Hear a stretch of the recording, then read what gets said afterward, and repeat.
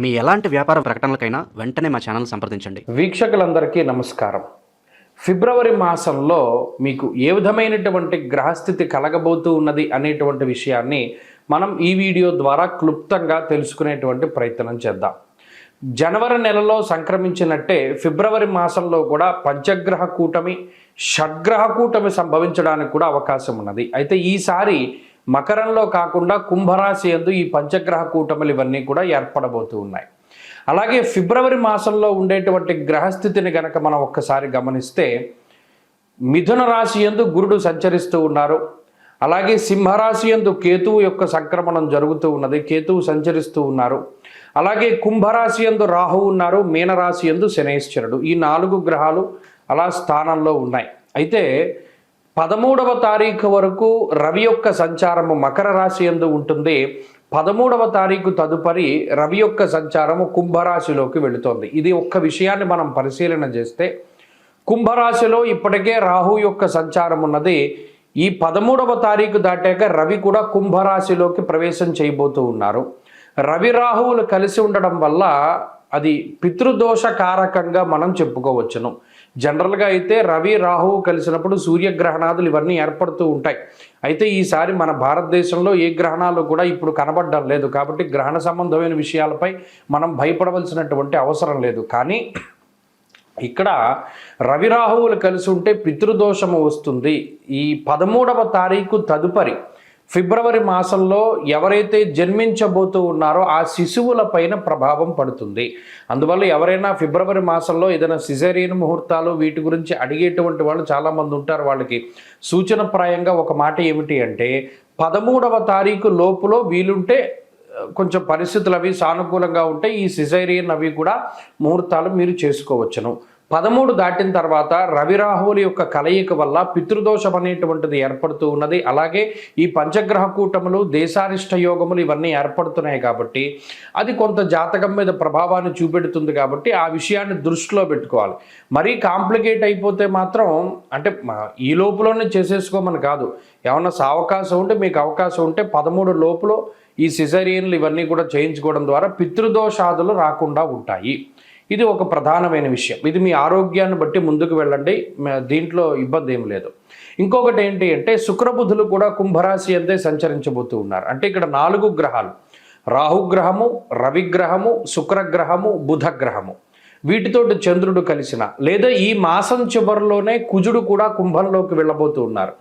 ఈ 5 గ్రహాలు వెరసి చంద్రుడితోటి కలిపి షడ్గ్రహ కూటమి కుంభరాశిలో ఏర్పడబోతూ ఉన్నది. కాబట్టి ఈ గ్రహస్థితి వల్ల ఈ మాసంలో అటు దేశకాలమాన పరిస్థితులు ఎక్కువగా ప్రభావితం చెందబోతూ ఉన్నాయి. దేశారిష్ట యోగం అనేటువంటిది పట్టబోతూ ఉన్నది. ఎందుకంటే అటు కుజరాహువుల యొక్క కలయిక, అలాగే రవి రాహువుల యొక్క కలయిక ఇవన్నీ కూడా దేశారిష్ట యోగాలుగా చెప్పబడ్డాయి. ఈ సందర్భాల్లో ఎక్కువగా అగ్ని ప్రమాదాన్ని సూచించేటువంటి విషయాలు, అలాగే వాయుతత్వ రాశి యందు ఈ గ్రహస్థితి ఏర్పడుతూ ఉన్నది. కాబట్టి అతి వేగంగా వీచేటువంటి గాలుల వల్ల కానీ లేదా గాలి ద్వారా స్ప్రెడ్ అయ్యేటువంటివి ఏమైనా ఉంటే గ్యాస్ ద్వారా వచ్చేటువంటి విపత్తులు లేదా అగ్ని సంబంధమైనటువంటి విపత్తులు, వాయు సంబంధమైనటువంటి విపత్తులు ఏర్పడడానికి అవకాశం ఉంటుంది. కాబట్టి ఈ మాసమందు చాలా జాగ్రత్తగా ఉండడం, ఇది దేశారిష్ట యోగం కాబట్టి చెప్పదగినటువంటి సూచన. ఇక ఈ గ్రహస్థితి ద్వారా మీ రాశి ఫలితం ఏ విధంగా ఉందో మనం ఇప్పుడు తెలుసుకుందాం. తులారాశి వారికి ఫిబ్రవరి మాసంలో మధ్యస్థమైనటువంటి ఫలితాన్ని మనం ఆశించవచ్చును. ప్రత్యేకించి ఈ రాశి వారికి గత మాసంలో పంచగ్రహ కూటమి 4వ స్థానమందు ఇబ్బంది పెట్టినటువంటి పరిస్థితుల్లో 4వ స్థానం ప్రధానంగా విద్యా సంబంధమైనటువంటి విషయాలు, తల్లిగారి ఆరోగ్యానికి సంబంధించినటువంటి విషయాలు, అలాగే ఉద్యోగ సంబంధమైనటువంటి విషయాలు, కుటుంబ సంబంధమైనటువంటి విషయాలు, ఈ 4 కూడా ప్రభావితం చెందుతాయి. ముఖ్యంగా అర్ధాష్టమ రవి అంతఃక్లేశం గృహశ్చిద్రం సౌఖ్యహానిమ భోజనం అన్నది శాస్త్రం.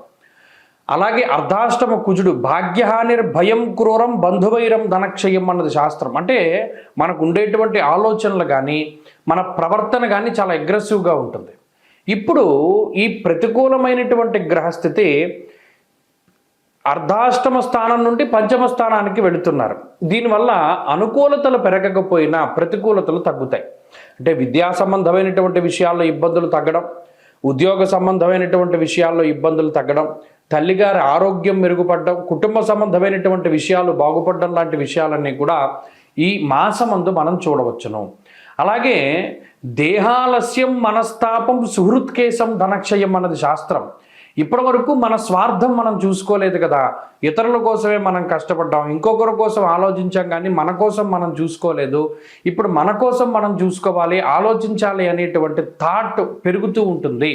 స్వార్థపూరితమైనటువంటి ఇది ఒక తప్పు కాదు, స్వార్థపూరితమైనటువంటి ఆలోచనలు లేదా మీకు మీరు ప్రయారిటీ ఇచ్చుకొని నేను ఇది అనేటువంటి పరిస్థితులు ఎక్కువగా కనబడుతూ ఉంటాయి.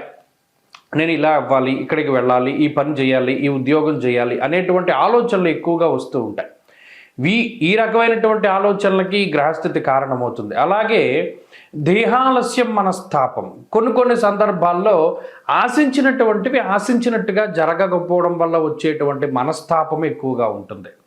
అయితే అటు 6వ స్థానమందు శని యోగిస్తూ ఉన్నారు, పంచమంలో శుక్రబుధులు యోగిస్తూ ఉన్నారు, గురుడు బలం ఉన్నది కాబట్టి అటు ఆర్థిక సంబంధమైనటువంటి ఇబ్బందులు ఏవి రావు, ఉద్యోగ సంబంధమైనటువంటి ఇబ్బందులు రావు, అలాగే కుటుంబ సంబంధమైనటువంటి సమస్యలు రావు. ప్రత్యేకించి మీ యొక్క భావాల్ని ప్రకటన చేస్తారు, అది వారికి నచ్చుతుంది నచ్చకపోతుంది, కానీ మీ ధోరణి మీద అన్నట్టుగానే ఉంటుంది. కుటుంబ సభ్యుల యొక్క అంగీకారంతోనో లేదా వారి యొక్క ప్రతికూలతతోనో నాకేం సంబంధం లేదు, నేను చెప్పవలసింది చెప్పాను అనేటువంటి ధోరణిలో ఎక్కువ నడుస్తూ ఉంటారు. కాబట్టి ఇక్కడ ఇండివిజువాలిటీ అనేటువంటిది ఎక్కువగా కనబడుతుంది ఈ మాసంలో. కాబట్టి మరిన్ని ఈ మాసంలో మరి ఇక్కడ అర్ధాష్టమ స్థితి నుండి బయటకు వెళ్ళిపోయే గ్రహస్థితి కాబట్టి కొంతకాలం పాటు అంటే ఈ నెలాఖరు వరకు 23 వరకు అర్ధాష్టమ కుజుడైతే ఉంటారు. దానివల్ల మానసిక భయం ఉంటుంది, దానివల్ల పెద్ద ఇబ్బంది పడవలసినటువంటి పరిస్థితులు లేవు, కొంచెం అది దృష్టిలో పెట్టుకోవాలి. అలాగే బద్ధకం ఎక్కువగా ఉంటుంది. ప్రధానంగా ఈ మాసం అంతా కూడా చాలా బద్ధకంగా ఉంటుంది. ఏ పనైనా మొదలుపెట్టి వాయిదా వేసుకుంటూ ఉంటారు, రేపు చేద్దాం తర్వాత చేద్దాం అనేటువంటి పరిస్థితులు ఎక్కువగా ఉంటాయి. ప్రణాళికాబద్ధమైనటువంటి జీవనాన్ని గడపలేకపోవడానికి కూడా ఈ మాసంలో మనం చూడవచ్చును.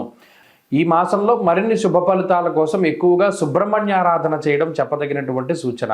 ప్రతి మంగళవారం నాడు సుబ్రహ్మణ్య ఆలయానికి వెళ్ళి ఆయనకు సంబంధించినటువంటి అభిషేకములు దీపారాధనలు చేస్తూ ఉండడం, సుబ్రహ్మణ్య అష్టోత్తరం కానీ, సుబ్రహ్మణ్య కరావలంబం కానీ, సుబ్రహ్మణ్య భుజంగ స్తోత్రం కానీ చదువుకోవడం ద్వారా మానసికమైనటువంటి రిలీఫ్ ఎక్కువగా వస్తుంది.